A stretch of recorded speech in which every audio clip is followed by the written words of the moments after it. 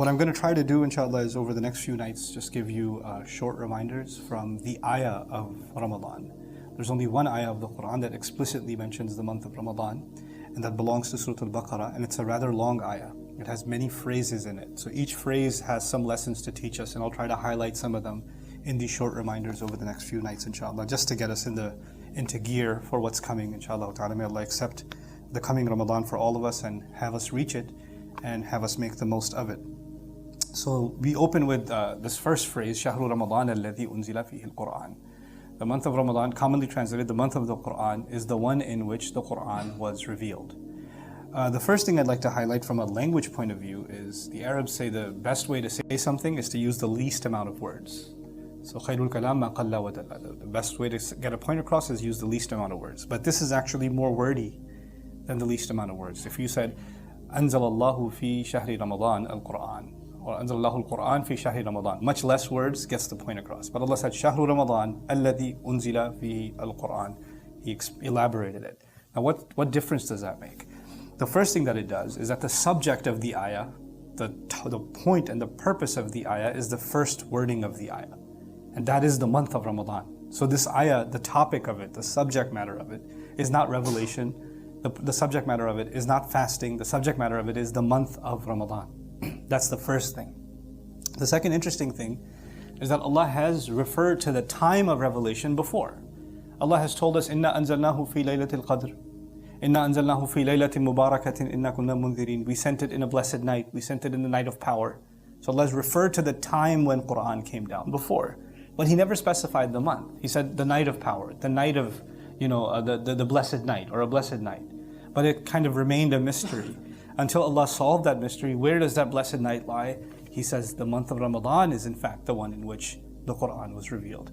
The words fihi for grammar students is actually muqaddam. What that means is especially and particularly in this month, highlighting the role and the importance of this month. Now just a few interesting things. The word Ramadan comes from Ramad, which is extreme heat. So Ramadan is actually mubalagha of the month of extreme heat.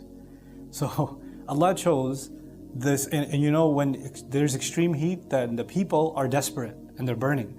And they're hoping for rain to come, relief to come. And it's actually that kind of an imagery, beautifully, about the month of Ramadan. This is a month of extreme heat, extreme discomfort, and Allah sent relief for humanity. He sent, just like He sends rain when it's really hot, He sent the Qur'an, in that time. So it's actually this really beautiful imagery captured even from the name of the month of Ramadan.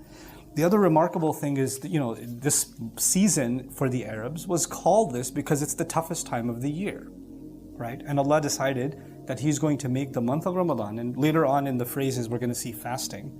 A lot of people get scared of fasting, right? That it's going to be hot, how am I going to do it? And for the Arabs, when the Arabs consider something hot, it must be really hot. Because hot is their normal. So when they say it's extremely hot, then that's just, insanely hot. And then and yet Allah chose that month for fasting. It's almost as though He chose the hardest possible month for the month of fasting. But we'll get to that mystery in a couple of nights, inshallah.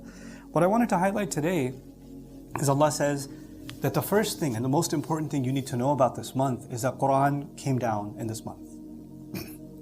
This month is important because this is the month that Allah gave relief to all of humanity, that Allah Azza wa Jal decided to speak to them for one last time, directly to all of us.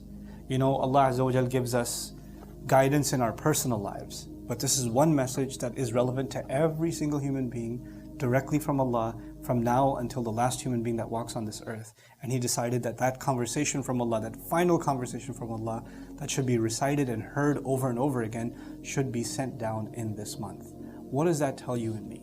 That tells you and me that this is the month to connect with the Qur'an. This is the month to have a real relationship with the Qur'an, a real conversation with Allah after hearing what He has to say to us, what He's going to tell us. The word Qur'an, as opposed to kitab means book. Qur'an actually means recital, or something that is read out loud. And so the idea in it is that this is the month in which we should be gearing up to hear what Allah has to say and to prepare ourselves, especially.